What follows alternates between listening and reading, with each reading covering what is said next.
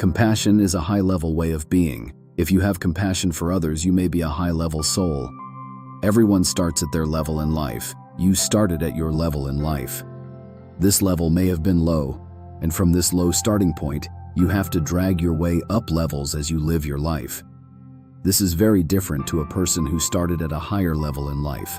A good family, good values, good beliefs, and a strong work ethic. Each person's life starting point is different. Each person has different events happening in their life. Some people may lose their parents when they are young, being raised in foster care. Maybe the foster care family is not good. They move to another foster care family and so on. There are people out there living hard lives from hard beginnings. There are people who started suffering from depression at a young age, struggling through life the best they can. There are hard beginnings. To understand this, to know some people had a bad start and to have compassion for them is high level. Many people put down others who aren't achieving the way they are, and this is all right. But to have compassion for people at a lower level than you is an achievement. And when you can have compassion for others, you can have compassion for yourself. These people who are hard on others, no compassion, may be treating themselves in the same way. Higher levels see that most people are trying their best at that level. You may find this difficult to believe, but it's true.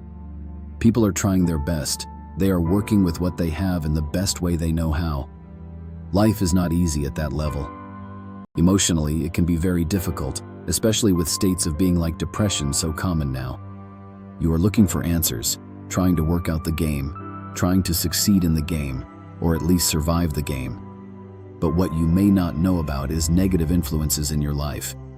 You may think all your thoughts and emotions come from you. This is false.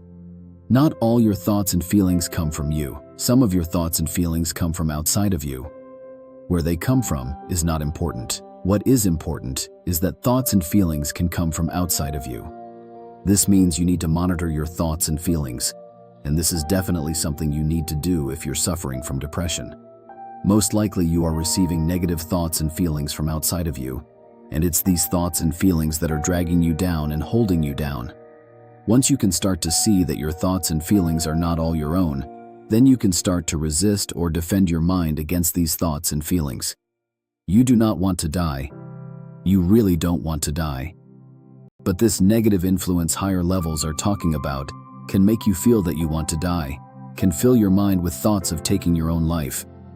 This is what some people are putting up with at that level, and you may want to have compassion for these people suffering from depression, suffering from negative influences in their life. And you may be suffering also. You may suffer from depression, or you may just be suffering from the negative influences in your life, pulling you down, making you feel not good enough. You can have some self-compassion for your struggles. Here's the good news. This is what you are there for. To fight against the negative influences on your mind and body. This is a purpose for that life. This is why you are there, because fighting makes you stronger. As long as you don't take the easy way out, then you are achieving. You are winning the fight. So what if your life is going well? Then you are achieving. You are doing well. Keep it going, and try to have some compassion for people who are finding life difficult. This does not mean you need to help them or fix them. Let them be. This is their life journey. What you can do is have compassion for them. They are likely trying their best, but the negative influences on their lives is too strong. This could be from a childhood. Some of these negative influences are from inside of you. They are not you, but they come from inside of you, most especially for people who had bad childhoods. There's a self-sabotage thing happening. This is also included in negative influences. This is why higher levels are calling this negative influences, because they are coming from inside and outside of you depending on how you were raised. And there is also trauma in life. Some people go through a traumatic event which affects them, and this can be a negative influence on their life. Negative influences is a complex topic. What you are predominantly is a receiver of information. If that information you are receiving is negative, then this is a negative influence on your life. It doesn't matter where this negative information is coming from. This doesn't matter at all. What matters is you're receiving negative information and this is affecting your life. And you may be one of those people receiving negative information. This may not be your fault at all, but it's something you have to deal with. And this is what you are there to do. At least this is one reason for your life.